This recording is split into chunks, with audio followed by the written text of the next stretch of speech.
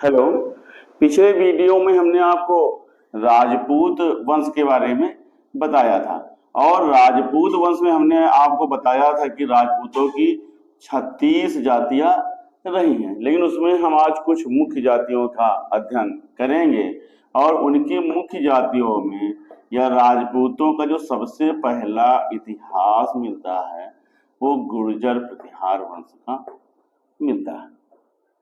आपको मैंने बताया भी था कि वशिष्ठ ऋषि द्वारा अग्निकुल से कुछ राजपूत जातियों का उदय होता है, तो उसी सिद्धांत के आधार पर अग्निकुल के राजपूतों में सर्वाधिक जो प्रसिद्ध राजपूत हुए हैं वो प्रतिहार वंश के राजपूत हुए हैं। ये गुर्जरों की शाखा से संबंधित होने के कारण इन्हें इतिहास में गुर्जर प्रतिहार कहा जाता है। इस वंश की जो प्राचीनता है वो 5वीं शती की मानी जाती है, अर्थात 400 से 500 ईस्वी के बीच इनका उद्भव माना जाता है। पुलकेशिन द्वितीय का जो ऐहोल लेख है उसमें गुर्जर जाति का उल्लेख सबसे पहले हुआ है। जो गुर्जर जाति का सबसे पहला उल्लेख है वो ऐहोल प्रशस्त में हुआ है और ऐहोल प्रशस्त हमने आपको पहले ही वीडियो में बताया है कि वो जो है पुलकेशिन द्वितीय का प्रशस्त है। बाण के हर्ष चरित्र में भी गुर्जरों का उल्लेख मिलता है। इसी प्रकार से चीनी यात्री हुएनसांग ने भी कुचेलो ऐसा लिखा है और इसका मतलब है गुर्जर देश। तो चीनी यात्री हुएनसांग ने भी कुचेलो गुर्जर देश का उल्लेख किया है और इसकी राजधानी उसने पिलोमोली बताया है। जो इसकी राजधानी है उसको उसने बताया है पिलोमोली। तो कुचेलो को उसने गुर्जर कहा है और इसकी राजधानी पिलोमोली का अर्थ है भीनमल। तो अर्थात गुर्जर क्षेत्र की उस समय राजधानी भीनमल रही। इतिहास के साधन में अगर हम देखते हैं तो प्रतिहार वंश के इतिहास के बारे में जानने के लिए हमारे पास काफी प्रमाणिक साधन या अभिलेख मौजूद है। इसमें अगर हम देखते हैं तो सबसे पहला जो हमें गुर्जर प्रतिहारों के बारे में बताता है वो ग्वालियर प्रशस्त है। वो तो हमने गुर्जर नाम का उल्लेख किया है, लेकिन अगर इनका डिटेल जो चालू होता है वो ग्वालियर प्रशस्त से होता है और ग्वालियर जो प्रशस्त है ये जो है मिहिर भोज का अभिलेख है। ये एक प्रशस्त के रूप में है। ग्वालियर का जो अभिलेख है, प्रशस्त का मतलब है प्रशंसा, लेकिन इसमें कोई तिथि अंकित नहीं है। ये प्रतिहार शासकों की राजनीतिक उपलब्धियों और उनकी वंशावली के बारे में जानने का एक मुख्य साधन है। इसके अतिरिक्त इस वंश के राजाओं के नाम अन्य कई लेखों में मिलते हैं, लेकिन वो कम से कम की संख्या में है और एक ही अभिलेख में कई नाम नहीं मिलते हैं और वो कुछ ही घटनाओं पर प्रकाश डालते हैं। प्रतिहारों का अगर हम समकालीन देखते हैं तो आपको हमने बताया था कि राष्ट्रकूट, गुर्जर, पाल और प्रतिहार के बीच में संघर्ष हुआ था। तो इसका मतलब है कि गुर्जर प्रतिहारों के समकालीन पाल और राष्ट्रकूट शासक रहे। तो उनके भी लेखों में प्रतिहार शासकों के साथ उनके मित्रता के संबंध थे या शत्रुता के संबंध थे या सामान्य संबंध थे, इसका भी उल्लेख उनके अभिलेखों में कभी कभार मिलता है। इसी प्रकार से गुर्जर प्रतिहार शासकों के सामंतों के लेख में उनके बारे में जानकारी प्राप्त होती है जो कि उनके साम्राज्य विस्तार और शासन संबंधी घटनाओं का उल्लेख अपने में करते हैं। हम देखते हैं तो पाते हैं कि प्रतिहार युग में अनेक साहित्यिक कृतियों की भी रचना हुई थी और इनके अध्ययन से भी हमें प्रतिहारों की राजनीति और संस्कृत का ज्ञान होता है। संस्कृत का जो प्रसिद्ध विद्वान है राजशेखर, राजशेखर जो है वो भी प्रतिहार शासकों के ही दरबार में रहता था। महेंद्र पाल प्रथम और उसके पुत्र महिपाल प्रथम के समय में राजशेखर प्रतिहारों की राज्यसभा में रहता था। राजशेखर ने काव्य मीमांसा, कर्पूर मंजरी, विद्वशाल भंजिका, बाल रामायण, भुवन कोश आदि ग्रंथों की रचना किया। तो इतनी पुस्तकों की रचना किया है तो उसके अध्ययन से हमें तत्कालीन गुर्जर प्रतिहार शासकों के समाज और संस्कृति का ज्ञान होता है। इसी प्रकार से जयनाग कवि द्वारा लिखा हुआ पृथ्वीराज विजय है, उससे हमें चौहान शासक दुर्लभ राज जो प्रतिहार शासक वत्सराज का सामंत रहा है और उसकी तरफ से उसने पालों के विरुद्ध संघर्ष किया था, उसके बारे में जानकारी मिलती है। इसी प्रकार से जैन लेखक चंद्रप्रभ सूर्य के ग्रंथ प्रभावक प्रशस्त से प्रतिहार शासक नागभट्ट द्वितीय के बारे में जानकारी प्राप्त होती है। कश्मीर के प्रसिद्ध कवि कल्हड़ की राजतरंगड़ी से मिहिर भोज की उपलब्धियों का ज्ञान प्राप्त होता है जो कि प्रतिहार वंश के शासक रहे हैं।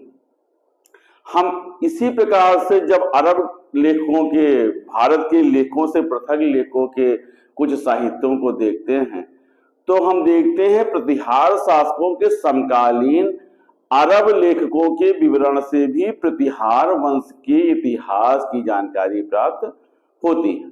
और अरब लेखकों में हमें सुलेमान का नाम मिलता है जिसने मिहिर भोज की शक्ति और उसके राज्य की समृद्धि की प्रशंसा किया है।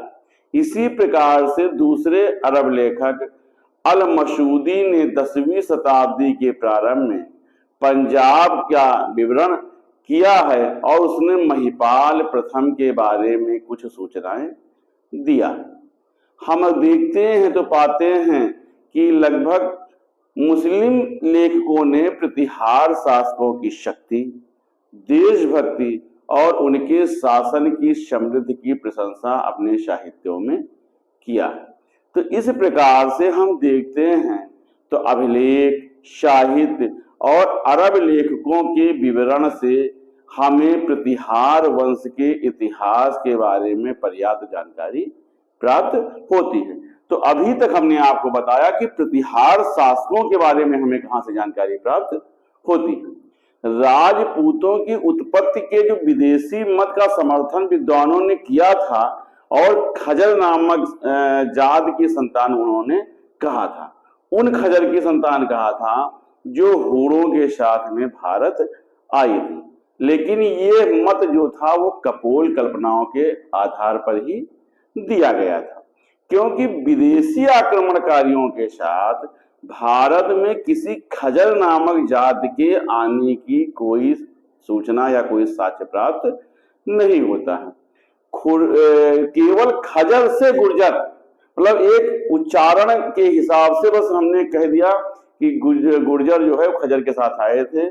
तो ये खजर और गुर्जर का जो साम्यता है केवल उच्चारण मात्र से ही है और इसमें केवल शब्दों की समानता है, बाकी ऐसी कोई समानता नहीं जिसके आधार पर हम कह सकें कि खजर नामक ही जात के गुर्जर प्रतिहार शासक रहे।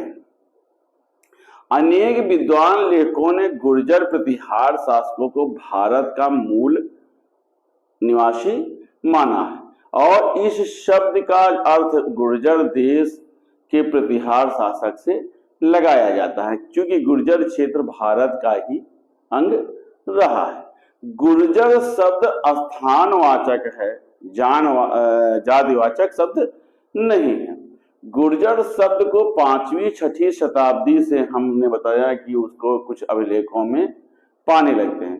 तो विद्वानों का ये कहना है कि गुर्जर जात के में जो मतलब जात के जो लोग आए थे और वो विदेशी थे और भारतीय समाज में समाहित हो गए थे और उनका भी नामो निशान नहीं मिटा था, उसी वर्ग के ये गुर्जर प्रतिहार शासक रहे। भारतीय शास्त्रकारों ने विदेशियों को अपने साहित्य में सदा जो है वो शूद्र वर्ग में ही स्थान दिया है। हूणों को उन्होंने मलीच कहा है, लेकिन गुर्जरों को भारतीय साहित्य में ब्राह्मण कहा गया है। तो इसलिए ये माना जाता है कि जब उनको भारतीय साहित्य में ब्राह्मण कहा गया है तो भारत के ही मूल निवासी रहे होंगे। ह्वेन-सांग ने भी गुर्जर शासकों को क्षत्रिय कहा है। राजपूत के जो वर्ग में या उसके शासनकाल में ही चौहान वंश में पृथ्वीराज रासो की रचना हुई थी।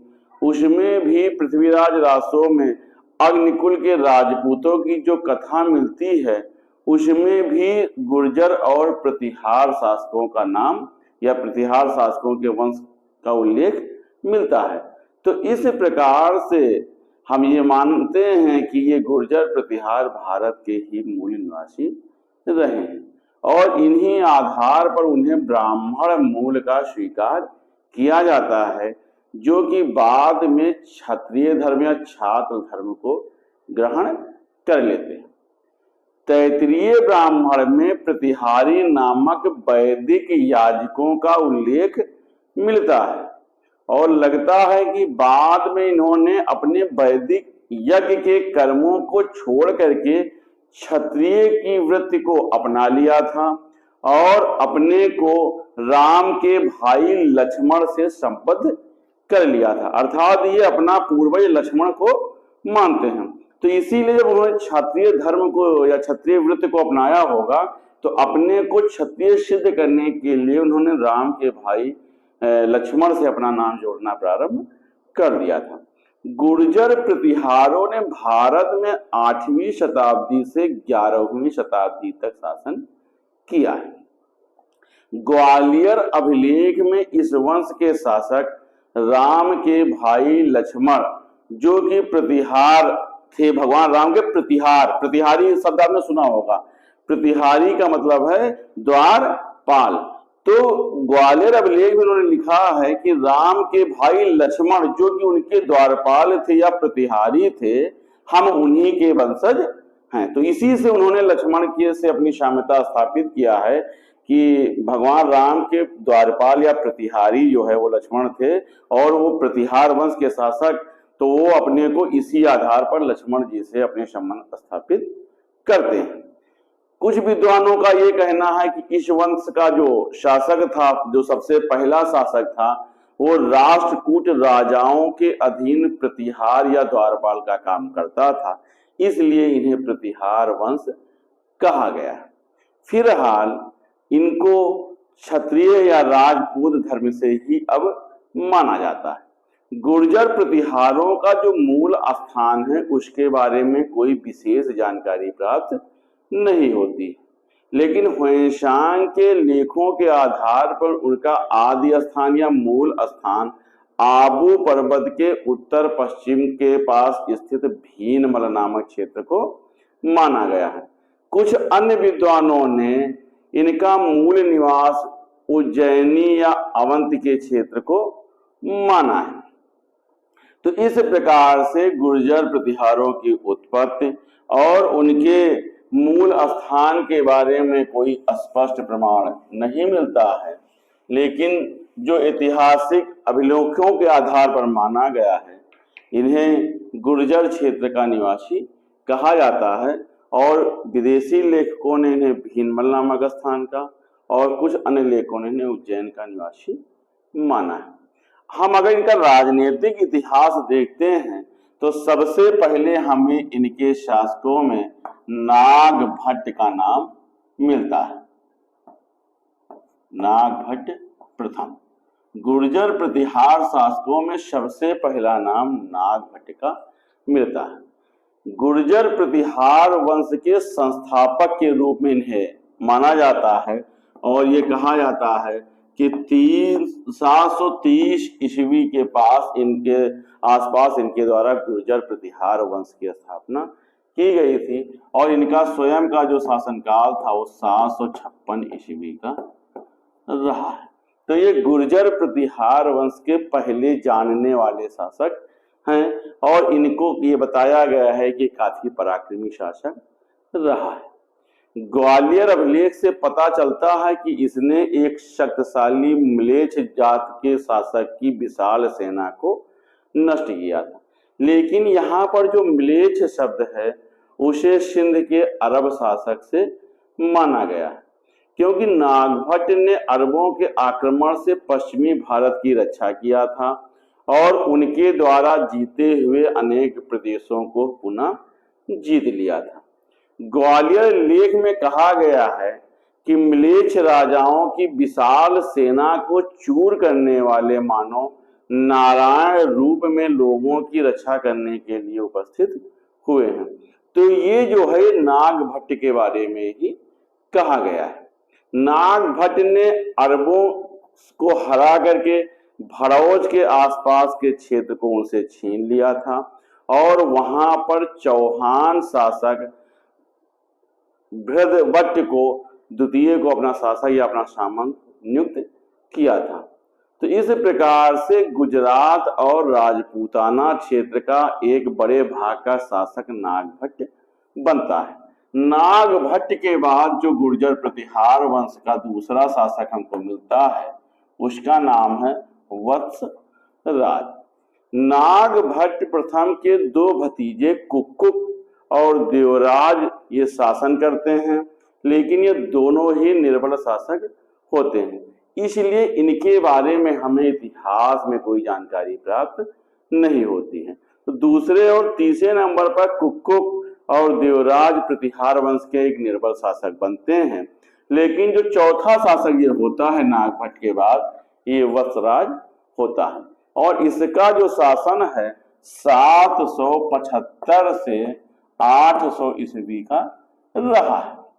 इसका मतलब 56 से 75 के बीच में वह निर्बल शासक कुक्कुट और देवराज प्रतिहार वंश के शासक बनते हैं। वत्सराज जो है उसी में से देवराज का पुत्र रहता है। ये भी एक काफी शक्तिशाली शासक होता है और प्रतिहार वंश का इसे वास्तविक संस्थापक माना जाता है। वास्तविक संस्थापक का मतलब है कि इसने अपनी सीमाओं का विस्तार काफी दूर तक किया था और अपने वंश के काफी उच्च स्तर पर पहुंचाया था, इसलिए इन्हें वास्तविक शासक माना जाता है। इसने कन्नौज पर आक्रमण करके वहां के शासक इंद्रायुध को हराया था और कन्नौज को अपने अधिकार में किया था। ग्वालियर के अभिलेख के अध्ययन से पता चलता है कि इसने भंडी वंश को परास्त किया था और उनका राज छीन लिया था और भंडी वंश का जो राजा माना जाता है वो हर्ष का जो ममेरा भाई भंडी है उसको माना जाता है। राष्ट्रकूट शासक गोविंद तृतीय के राधनपुर के अभिलेख से भी ये पता चलता है कि वत्सराज ने बंगाल के शासकों को परास्त किया था और उसने बंगाल की राजलक्ष्मी को आसानी से अपने अधीन कर लिया था। तो बंगाल पर विजय वत्सराज की एक महत्वपूर्ण सफलता मानी जाती है और क्योंकि उसने यहाँ के शासक धर्मपाल को परास्त किया था जो कि पाल वंश का एक शक्तिशाली शासक रहा है। तो वत्सराज की विजयों के आधार पर हम ये देख सकते हैं कि उत्तर भारत के एक विशाल भूभाग का वो स्वामी बन गया था, लेकिन वत्सराज को अपने अंतिम समय में राष्ट्रकूट शासक ध्रुव के हाथों परास्त होना पड़ता है और वहां से भयभीत होकर के वत्सराज राजपूताना के रेगिस्तान क्षेत्र को भाग जाता है। ध्रुव के वापस आने के बाद पाल नरेश धर्मपाल भी वत्सराज को परास्त करता है। इस प्रकार से वत्सराज द्वारा जो इंद्रायुध को हरा करके अपने प्रतिनिधि चक्रायुध को कन्नौज की गद्दी पर बैठाया जाता है उसको भी पाल नरेश धर्मपाल भगा देता है। तो ये जो घटना है ये वत्सराज के अंतिम समय की घटना रही है। वत्सराज के बाद जो अगला शासक बनता है वो नागभट्ट द्वितीय बनता है।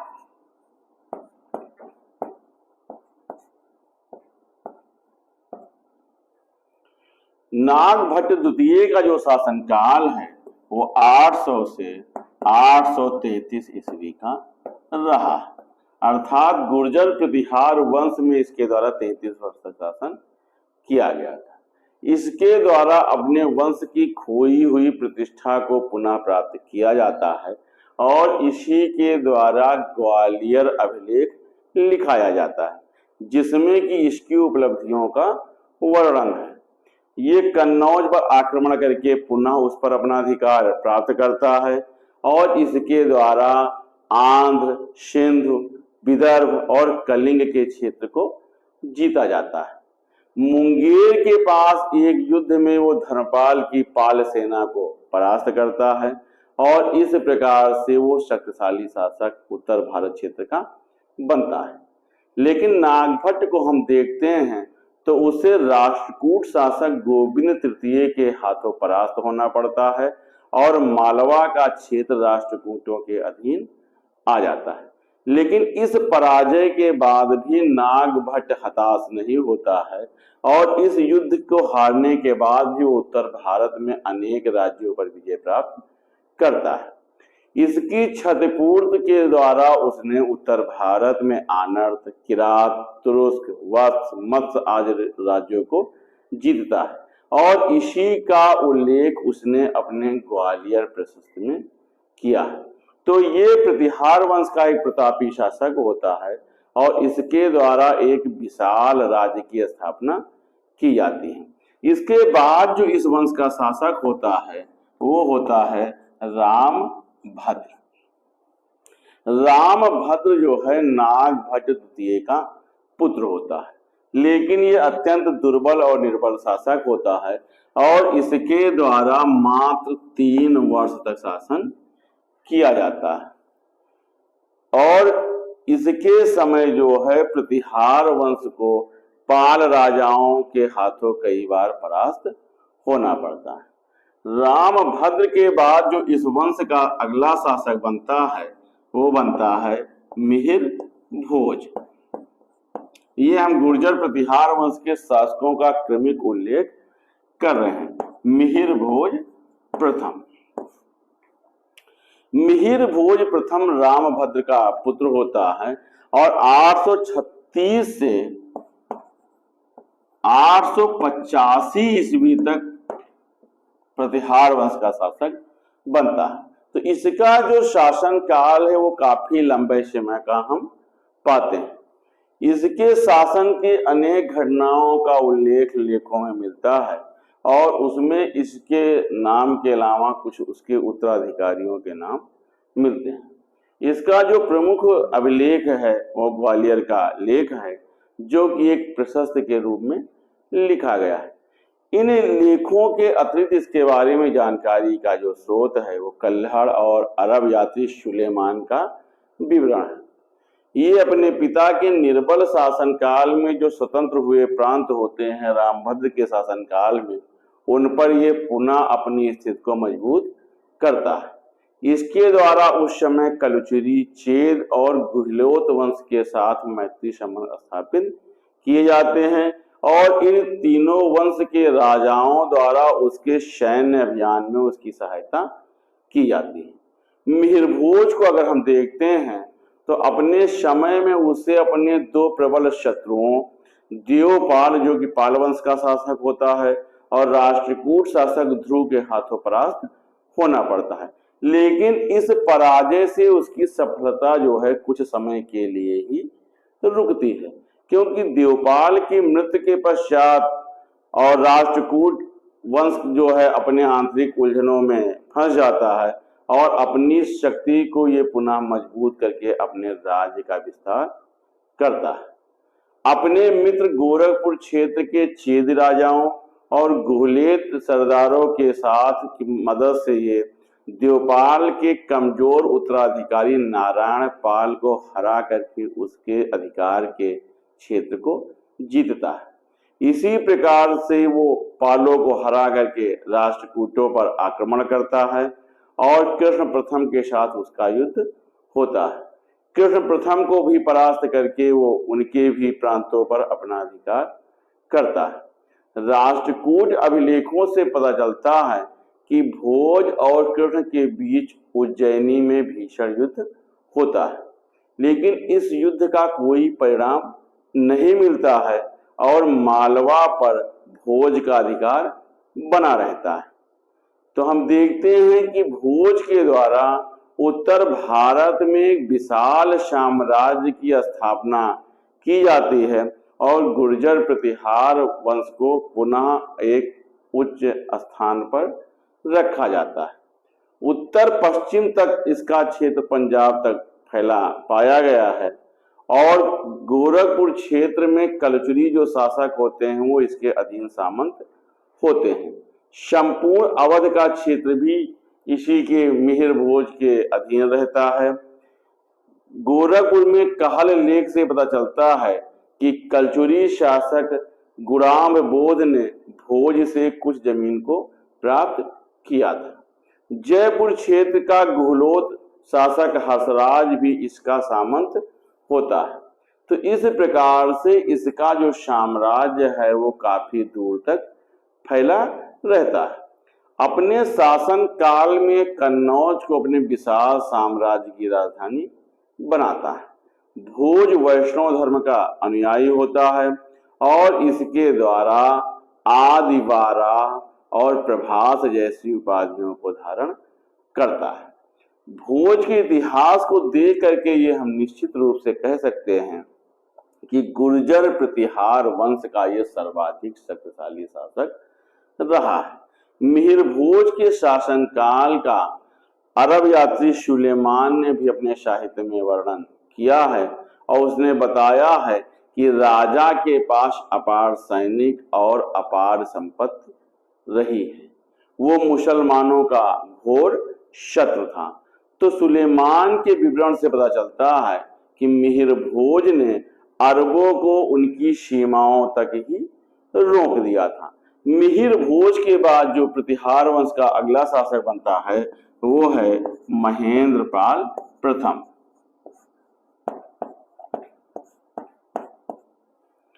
महेंद्र पाल प्रथम का जो शासनकाल है वो 885 से 910 ईस्वी तक का पाया गया है। अर्थात ये जो है लगभग 25 वर्ष तक शासन करता है। अपने पिता की भांति ये वीर तो नहीं रहता है, लेकिन अपने पिता से जो उत्तराधिकार में इसको साम्राज्य प्राप्त होता है उसको वो किसी न किसी रूप में बिना छत के कायम रखता है। महेंद्र पाल के शासन के बारे में जानकारी हमें जो मिलती है वो भोज से अधिक लेखों में मिलती है। कई सामंतों के लेखों में इसका उल्लेख हुआ है। उन लेखों में इसे परम भट्टारक, महाराजाधिराज और परमेश्वर कहा गया है। महेंद्र पाल ने अपने शासनकाल में पाल शासक को हरा करके उत्तरी बंगाल के क्षेत्र को जीत लिया था। काठियावाड़, पूर्वी पंजाब, अवध आदि में इसके लेख मिलते हैं। तो इससे पता चलता है कि इन क्षेत्रों में उसके साम्राज्य का विस्तार रहा है, अर्थात उसके साम्राज्य की सूचना देते हैं।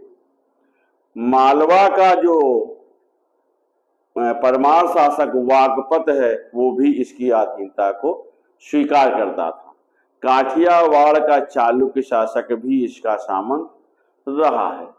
ऊड़ा के लेख से पता चलता है कि महेंद्र पाल ने एक विस्तृत साम्राज्य का शासन किया था और जीवन पर्यंत अपने शत्रुओं पर दबाव बनाए रखा था। महेंद्र पाल को हम देखते हैं तो उसे साहित्य का एक महान संरक्षक माना गया है। महेंद्र पाल की ही राज्यसभा में प्रसिद्ध विद्वान राजशेखर निवास करता था और राजशेखर उसका राजगुरु रहा है। राजशेखर ने ही कर्पूर मंजरी, काव्य मीमांसा, विशाल भंजिका, बाल रामायण, भुवन कोश, हरविलास जैसी महान रचनाओं की रचना किया है। इसकी रचनाओं में कन्नौज के वैभवशाली स्थिति का वर्णन है और इसके विभिन्न रचनाओं पर जो हमको सामग्री प्राप्त होती है, इससे हम ये निष्कर्ष निकालते हैं कि महेंद्र पाल के शासन में प्रतिहार वंश राजनैतिक और सांस्कृतिक दोनों ढंग से उन्नत स्थिति में रहा है। तो महेंद्र पाल के पश्चात हमें प्रतिहार वंश के उत्तराधिकारियों में कोई विशेष जानकारी प्राप्त नहीं होती है, क्योंकि इसके बाद से इनके उत्तराधिकारियों का जो नाम है वो विवादित अवस्था में आ जाता है। महेंद्र पाल के 2 पत्नियां होती हैं, जिनसे 2 पुत्र भोज द्वितीय और महिपाल होते हैं। महेंद्र पाल के बाद कुछ समय तक भोज द्वितीय द्वारा शासन किया जाता है और इसके बाद उसका सौतेला भाई महिपाल शासक बनता है। महिपाल के द्वारा 912 ईस्वी में शासन किया जाता है। तो जो 2 साल का शासन होता है वो उसके सौतेले भाई भोज द्वितीय द्वारा होता है। महिपाल जो है वो 912 में शासन करता है और इसके द्वारा 944 ईस्वी तक शासन किया जाता है। इसे अपने शासनकाल में राष्ट्रकूट शासक इंद्र तृतीय के हाथ परास्त होना पड़ता है, क्योंकि राष्ट्रकूटों के लेख में मिलता है कि इंद्र ने कन्नौज के शासक को पूरी तरह से परास्त किया था और कन्नौज पर अपना अधिकार कर लिया था। लेकिन हम देखते हैं तो राष्ट्रकूटों की वो जो विजय है वो एक आंशिक समय के लिए ही रहती है और राष्ट्रकूट शासक के दक्षिण में लौटने के पश्चात महिपाल अपने शासन को पुनः सुदृढ़ कर लेता है। तो इस प्रकार से महिपाल द्वारा अपने शासन की यथास्थिति को बनाए रखा जाता है। चंदेल और गुहिलोत वंश के शासक इसके सामंत होते हैं, लेकिन हम देखते हैं तो महिपाल के बाद प्रतिहार साम्राज्य जो है विघटन की प्रक्रिया से गुजरने लगता है। चंदेल और परमार और चेल जो उसके अधीन सामंत होते हैं वो अपनी स्वतंत्रता को घोषित करने लगते हैं। महेंद्र पाल द्वितीय और प्रतिहार साम्राज्य का जो पतन है वो महिपाल के पश्चात पूरी तरह से चालू होने लगता है, जो कि महेंद्र पाल द्वितीय महिपाल का पुत्र होता है। तो महेंद्र पाल द्वितीय से ही प्रतिहार वंश का समय जो है वो संक्रमण के दौर से गुजरने लगता है और 945 या 46 ईस्वी तक उसके पुत्र महेंद्र पाल द्वितीय द्वारा शासन किया जाता है और इसके बाद 960 ईस्वी तक प्रतिहार वंश के 4 शासक देवपाल 948 से 949, विनायक पाल द्वितीय 953 से 954, महिपाल द्वितीय 955 ईस्वी तक और विजयपाल जो 960 ईस्वी तक शासन करते हैं। इन 4 शासकों के शासनकाल में प्रतिहार साम्राज्य निरंतर अवनति की तरफ जाता रहता है और अंतिम शासक विजयपाल के आने तक प्रतिहार साम्राज्य कई खंडों में बढ़ जाता है। प्रत्येक खंड से एक स्वतंत्र राजवंश की स्थापना होती है और प्रतिहारों के ही शासन से टूटे हुए क्षेत्र से कन्नौज से गढ़वाल, जीजाग भुक्त या बुंदेलखंड से चंदेल, ग्वालियर से कच्छपघात, शाकंभरी से चौहान शासक, मालवा से परमार शासक, दक्षिणी राजपूताना से गुहिलोत, मध्य प्रदेश या मध्य भारत से कलचुरी चेद और गुजरात से चालुक्य शासकों का उदय होता है। 10वीं शताब्दी के मध्य में परमार या प्रतिहार वंश जो है पूरी तरह से या प्रतिहार साम्राज्य पूरी तरह से छिन्न भिन्न हो जाता है और अब इनका जो शासनकाल है वो कन्नौज के आसपास तक ही सीमित रहता है। तो आज हमने जो ये अध्ययन किया है ये जो है प्रतिहार शासकों का अध्ययन किया है। इसके बाद हम आपको राजपूत वंश के अगले जो है कौन से वंश थे, ये गढ़वाल वंश, चौहान वंश, उनके बारे में अध्ययन करेंगे। धन्यवाद।